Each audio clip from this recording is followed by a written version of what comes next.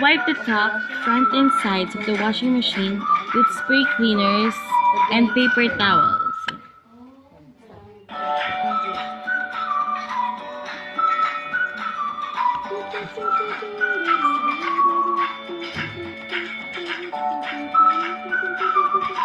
Wipe the underside of the lid with spray cleaners and a couple of paper towels. It is time to clean the basin of the container of the washer. Fill it with hot water, 2 cups of lemon or lime juice for rust problems, or 2 cups of vinegar for other problems. If both problems are present, you have to run a cycle of each.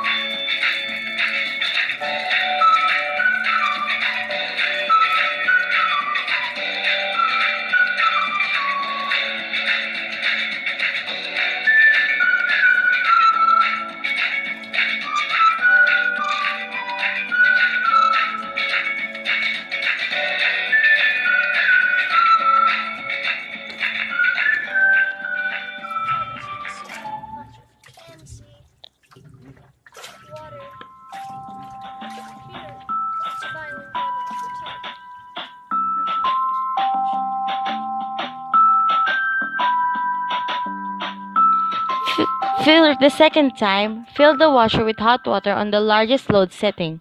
Put 2 cups of bleach to the water to help in removing stains. Run a wash and rinse cycle.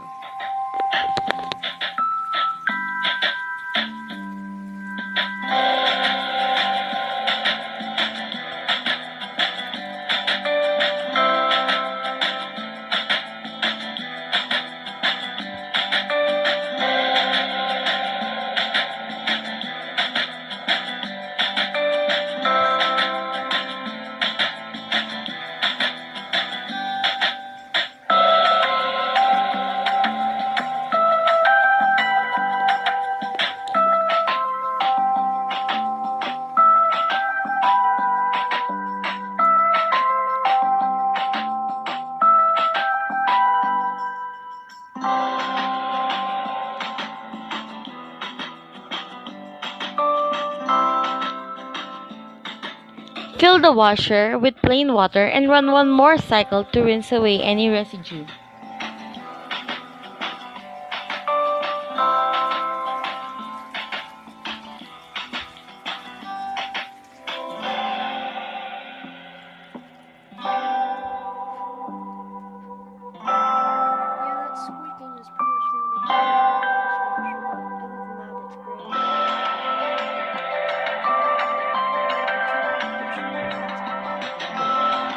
Clean the bleach dispenser by soaking it in a bucket of warm water. When the buildup has loosened, remove the dispenser from the pad and place on a paper towel. Wipe away any remaining dirt with the use of spray cleaner and paper towels. Dry the dispenser and return to the original place in the machine. That's how we clean a washing machine. And once again, I am Donna May. I'm Harold. I'm Nicole.